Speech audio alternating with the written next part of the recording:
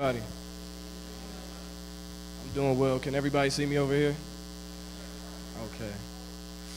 I want to start out first by asking all the elders in the room, giving me permission to speak. If that's okay. Okay.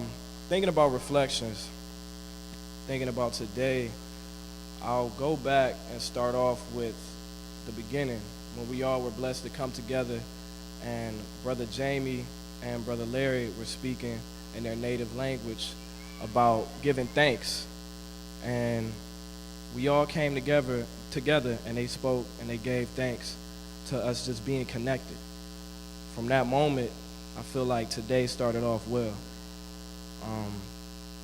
Today it was a second journey. It was a second journey for me and my organization.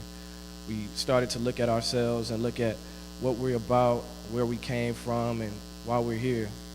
And it really started to hit me when we started to get into our activities. From the beginning of jump, today all of us were forced to leave our tables and go speak with other people. And the first conversation I had was with Elder Malcolm, the other Malcolm present.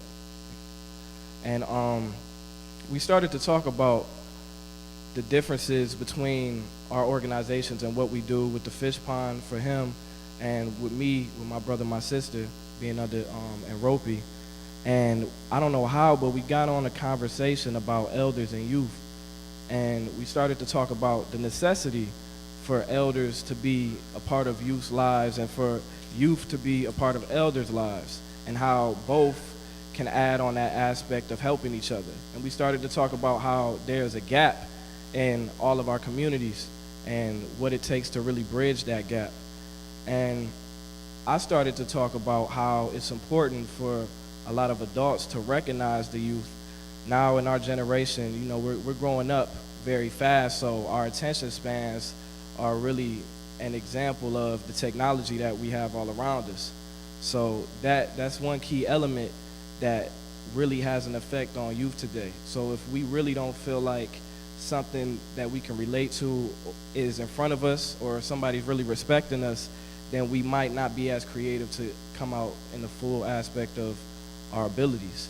And he was talking about how he feels that there really hasn't been much of a change with youth, that youth still need elders and youth still need people there to help guide them. And I agree with him 100%. I feel that our generation has an abundance of opportunity and access just in the ability that we have to communicate. When you think about text messaging, I mean, almost everybody has text. So that just changes the way that, we have to communicate, but at the same time, we lack a lot of things. We lack a lot of that close-knit environments that were before in history, and we lack a lot of people who actually look at us and care for us. A lot of us get condemned, and we get looked down upon just for being a part of our generation.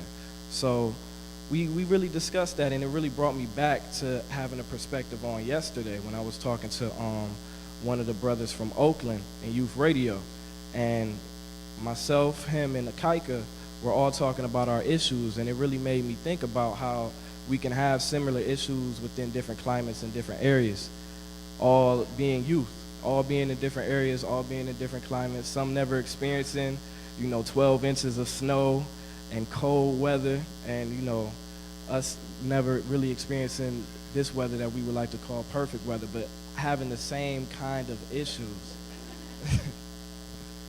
But it really made me think. It really made me think, and it really made me think about the power in that connection and the power within different groups of young people meeting and different groups of young people really exchanging everything that they have to offer. And when you look at the people here and you look at everybody that's in attendance, everybody that's in attendance here has an understanding of their culture, has an understanding of their history. So that just really just makes the whole picture wider and what we have to offer. So really, if I could, I would bring everybody that I'm involved with in Ohio down here to Project Build, bring everybody from Y&I, from Seneca up to Ohio to help us out, build a garden in our areas. I mean, I feel like the power really is within the youth and really is within creating and really making these projects that really gets us out of the trouble that we have all around us and really helps us maintain our creativity. So with that being said, I feel like our generation needs more CLC than TLC, and I would call that community love and culture, because with community, we have everyone. We have somebody to pull on to. It's like that rope. It's like that chain, that link that connects us. With love, love is universal. No matter what language you speak, love is that heartbeat. Love keeps someone strong. It makes somebody understand that somebody actually cares for you. And it doesn't have to be love that's intimate with another person, but just the love that somebody understands you for you and knows, look, I see you. Culture is that shield.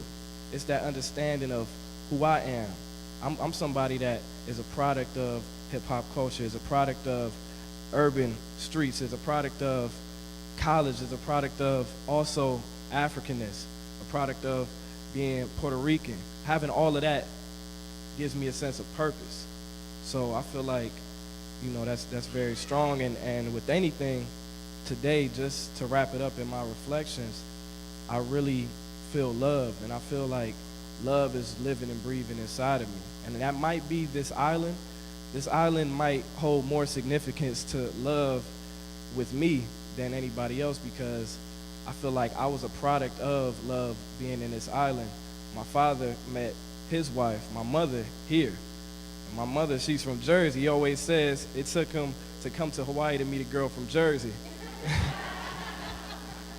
to fall in love. But I mean, looking at it now, I have a feeling here. I really do have a feeling here, and it really does speak to me like nowhere else that I've been. So, I mean, I'm just soaking up like a sponge, and I appreciate everybody, and I feel like love is the word of the day, because every single organization here in this building, in this room, none of you guys would do what you do if you didn't love to do it, and that's the key thing. So I want to thank everybody, and thank you for letting me share today.